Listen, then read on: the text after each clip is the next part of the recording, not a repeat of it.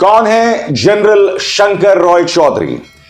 क्योंकि जो पुलवामा हमला हुआ था जिसमें हमारे 40 जवान शहीद हो गए थे, क्या आप जानते हैं कि देश के 18वें सेना प्रमुख जनरल शंकर रॉय चौधरी ने सीधे तौर पर 2 लोगों पर इसकी जिम्मेदारी ठहराई है। देश के प्रधानमंत्री नरेंद्र मोदी और देश के राष्ट्रीय सुरक्षा सलाहकार अजीत डोभाल।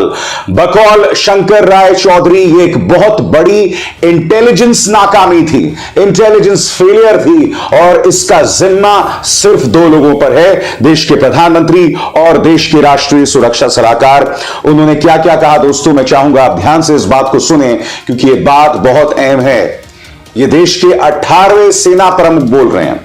उन्होंने टेलीग्राफ को दिए गए इंटरव्यू में क्या कहा? 78 वाहन थे जिनमें 2500 जवान थे।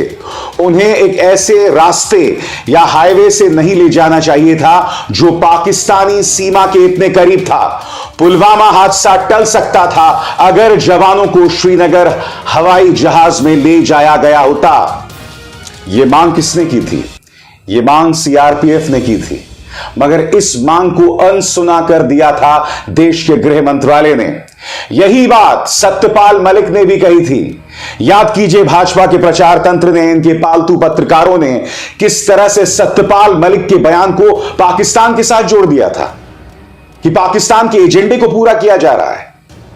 आगे बतलाता हूं मैं आपको जनरल शंकर रॉय चौधरी ने क्या कहा। टेलीग्राफ अखबार को दिए गए इंटरव्यू में जनरल शंकर रॉय चौधरी ने कहा कि इस नाकामी की जिम्मेदारी देश के प्रधानमंत्री नरेंद्र मोदी और राष्ट्रीय सुरक्षा सलाहकार के ऊपर बनती है। यह एक बहुत बड़ा झटका था भारत के लिए।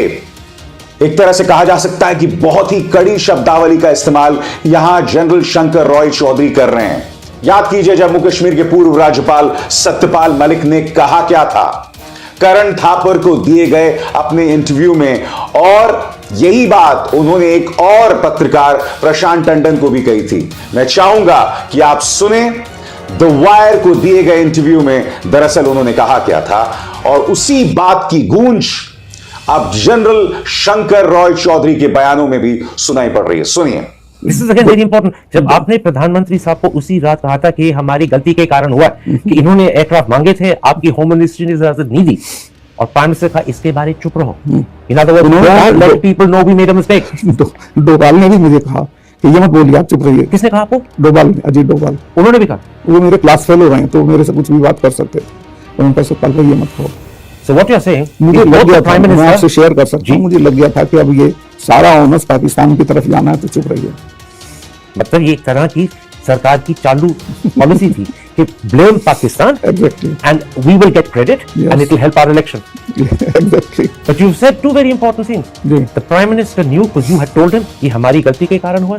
मुझे बिल्कुल याद है, he was in national Corbett park, अपना शूटिंग करा रहे थे, वहां फोन नहीं होता है, वहां से बाहर निकल के ढाबे से उन्होंने मुझे फोन किया।